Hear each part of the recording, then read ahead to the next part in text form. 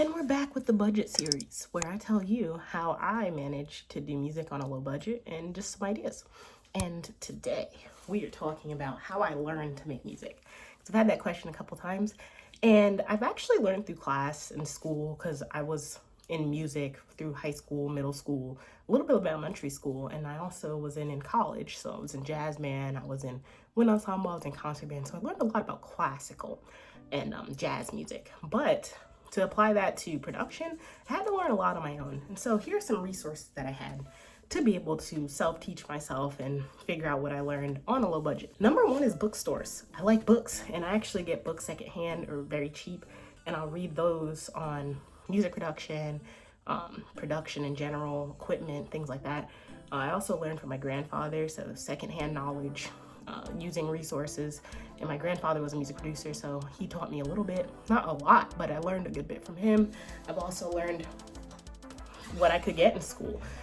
If you have the opportunity and you're in school now, then that's something that you can do, and you can learn music theory and music perspectives and things like that. But if you don't have that, you still have YouTube, which I use YouTube a good bit for tutorials, learning how to do things, a specific technique, anything like that. Experimenting on your own helps a lot with learning, and you don't really learn unless you try them. So you can read and look at tutorials all you want, but at the end of the day, you have to apply it. So learning different instruments, applying that, and learning like some music theory, learning about scales, and really practicing on piano and keys really helped me kind of figure out music theory. And then another one is just besides reading is actually applying them. So having some guides and some apps to help learn chord progressions, things like that, they work really well. But those are some of the resources I had. A lot of it is from being self-taught though, just a lot of experimentation and a lot of YouTube at the start and a lot of books. So I read a lot of books, I've figured out from there, and I also just applied my working knowledge with instruments and everything else to kind of put it all together.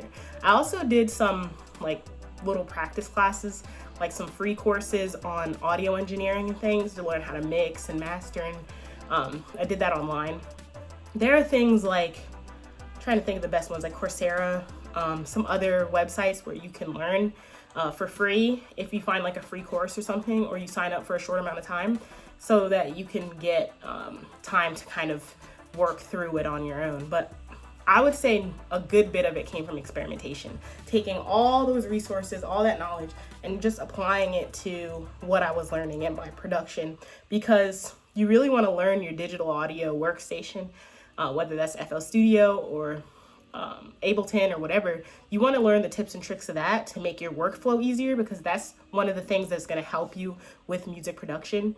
Another thing is going to be knowing how to record, if you want to record your voice, how to master and mix to make it sound the way you want it to. I don't think there's a subjective way to mix and master, or an objective way. I think a lot of that is subjective. If you want your voice to be heard, you have to make it so your voice is heard.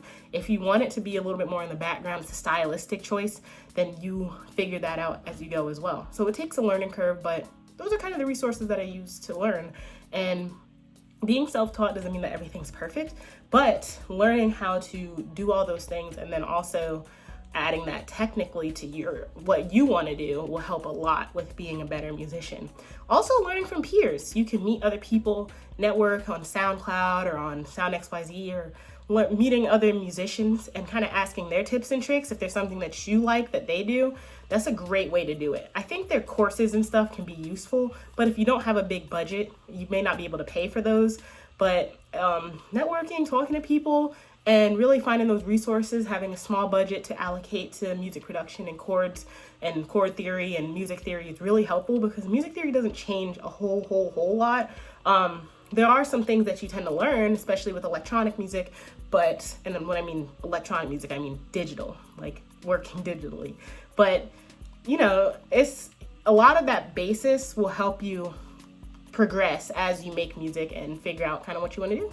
But that's kind of where I learned a good bit of it. If you have any questions, let me know. I'm more than willing to talk you through it. And I want people to be able to make music on a budget. So it's just very important to me. And if you have anything you want to tell me, then let me know. And if you want me to kind of talk through these courses and stuff, I'm more than willing to do that, because it's something that I spend a lot of time learning and I love to help and teach people. But until then, see you tomorrow.